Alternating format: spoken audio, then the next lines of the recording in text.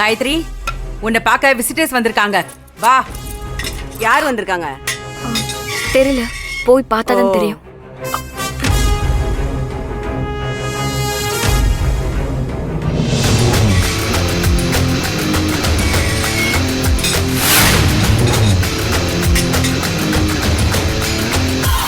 நட.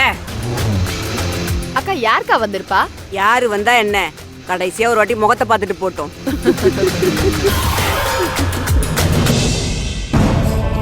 நீங்க வந்ததுக்கு அப்புறம் அப்பாவும் நினைப்பாவே குடிக்க ஆரம்பிச்சிட்டாருமா.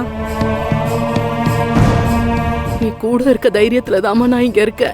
பார்த்து பத்திரமா அவரை பாத்துக்கோ. நான் பாத்துக்கிறேம்மா, நீ கவலைப்படாத. சரிம்மா, உங்க அப்பாவை நான் கேட்டேன்னு சொல்லு. சரிம்மா, சொல்றேன்.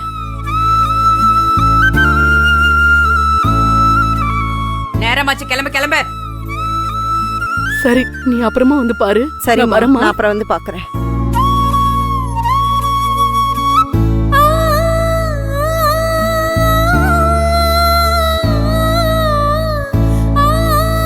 எப்படி இருக்க காயத்ரி? நான் நல்லா தான் சார் இருக்கேன்.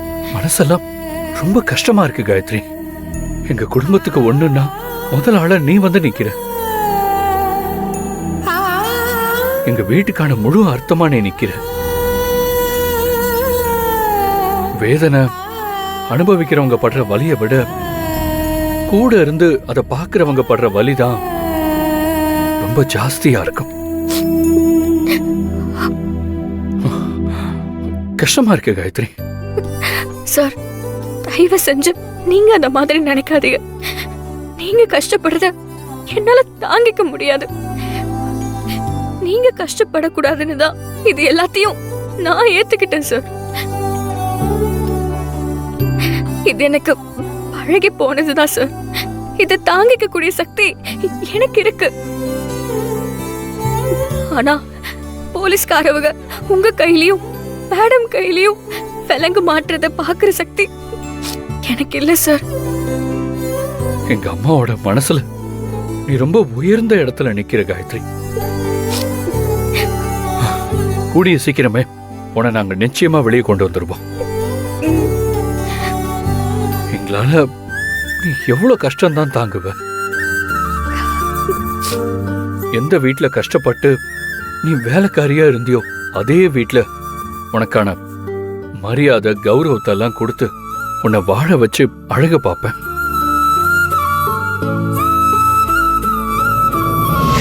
உங்க கூட சேர்ந்து வாழணும்னு ஆசைப்பட்டுதான் இந்த எல்லா கஷ்டத்தையும் நான் தாங்கிக்கிட்டு இருக்கேன். நீங்க சொல்ற இந்த வார்த்தை என் மனசுக்கு ரொம்ப சந்தோஷமா இருக்கு சார்.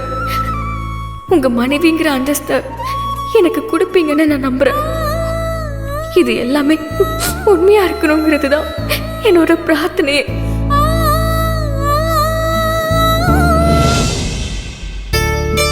சரி விடு காயத்ரி, நீ வருத்தப்படாத. பெயில் மூவ் பண்ணிட்டு இருக்கோம்.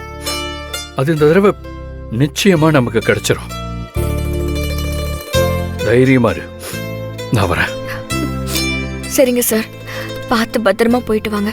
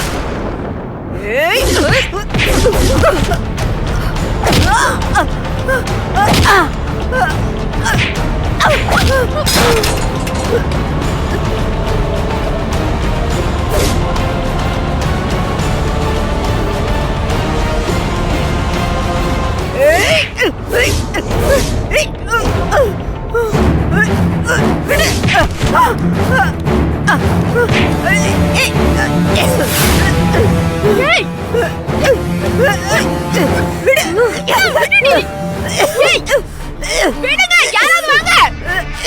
யாராவது வாங்களே. இங்க பாருங்க, யாராவது இருக்கீங்களா? யாராவது வாங்களே.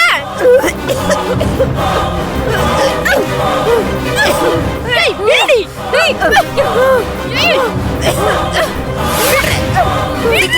கதவு திறமா, சீக்கிரம் தர. விடு சொல்றல. ஏய், விடு. ஏய், ஒண்ணா. கையெடு சண்டை போடு. ஏய், என்ன? விடு. இங்க வா, இந்த சைடு வா. சொல்றல. ஏய். என்னாச்சு? இவங்க ரெண்டு பேரும் என்ன கொல்ல பார்த்தாங்க. இரு. மேடம் இவ போய் சொல்றா. நாங்க தூங்கும்போது இவ தான் எங்க கழுத்து நெரிக்க வந்தா. ஏய், என்னடி? இருமா. என்ன?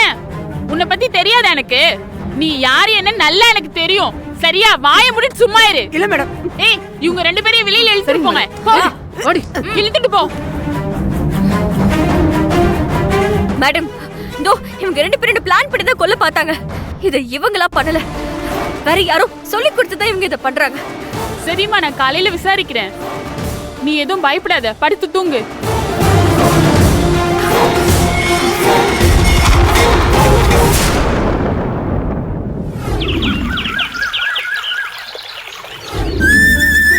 இன்னைக்கு வக்கீல் ஐயா எப்படியும் காயத்ரிய வெளியே எடுத்துருவாங்கன்னு அண்ணன் நேத்து சொன்னாங்க.